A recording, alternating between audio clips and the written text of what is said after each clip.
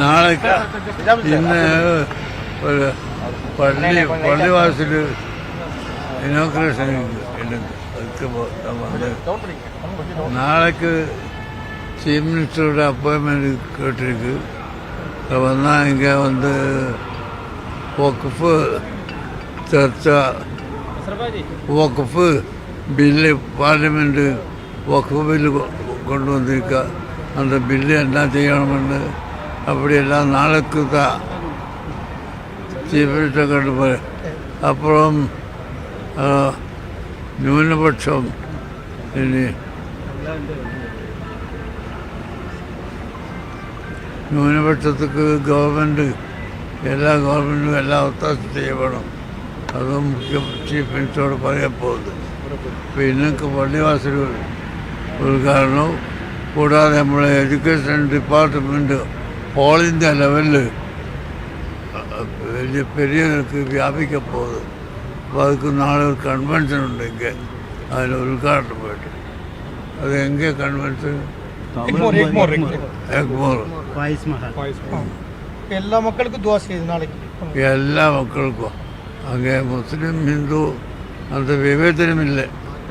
മനുഷ്യർ എല്ലാ മനുഷ്യർക്കും ദുആ ചെയ്യും. എല്ലാ മനുഷ്യർക്കും ഗുണം ചെയ്യണം. ഗവൺമെൻറ് ഗുണം ചെയ്യണം, ജനങ്ങൾ ചെയ്യണം. അതാണ് നമ്മളെ വിഷയം. முதலமைச்சரையும் நாளைக்கு துணை முதலமைச்சரையும் சந்திக்க நேரம் கேட்டிருக்கு. വഖഫ് ബോർഡ് ഇங்கே വഖഫ് ബോർഡ് അല്ല, തമിഴ്നാട് വഖഫ് ബോർഡല്ല, കേന്ദ്ര ഗവൺമെൻറ് ഒരു വഖഫ് ബില്ല് കൊണ്ടുവന്നിരിക്കും. ഇപ്പോൾ அந்த ബില്ലിൽ ഏതെല്ലാം ശരി ഏതെല്ലാം തെറ്റ് நம்ம அதுக்கு கொஸ்டின் கொடுக்கறது இருக்கா இல்லை அதெல்லாம் நான் சொல்லாது.